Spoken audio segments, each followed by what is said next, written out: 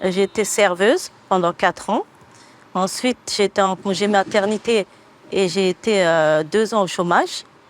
Et après, j'ai été inscrite dans une structure pour m'aider à trouver un emploi. On m'a proposé d'aller dans un salon qui était spécial bâtiment. Au début, je ne savais pas, hein. J'ai atterri là-bas, je ne savais pas que c'était pour le bâtiment. Et il y avait une formation qui était à Montreuil.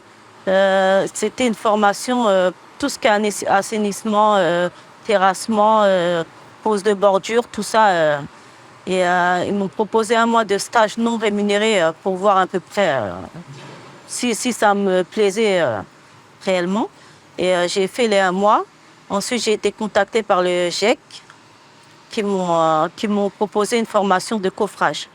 Alors, la formation au centre Sésame chez Vinci Construction, c'était une formation de 18 mois avec un titre professionnel. C'était une formation, j'étais sur le chantier et j'allais en formation chaque mois pendant 2 semaines. Et en formation, on avait beaucoup de pratiques, du béton, pose de banche, coffrage traditionnel. Après la formation, j'ai obtenu mon titre professionnel. J'ai été recrutée en CDI chez Vinci Construction en tant qu'aide coffreuse. Au début, dès que je suis arrivée, je me suis dit, bon, je vais faire 2 mois, je ne vais pas rester longtemps. Et au final, avec les chefs chantiers, ça se passait très bien, les collègues aussi, hein. Et j'ai été très bien accueillie, très bien intégrée. Et, du coup, aujourd'hui, ça fait 2 ans et je suis toujours contente.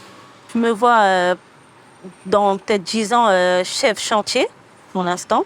Chef chantier, pour l'instant, je me dis que c'est un peu dur pour une femme d'être chef chantier sur avoir que des hommes. Mais d'ici 10 ans, j'espère qu'il y aura plus de femmes.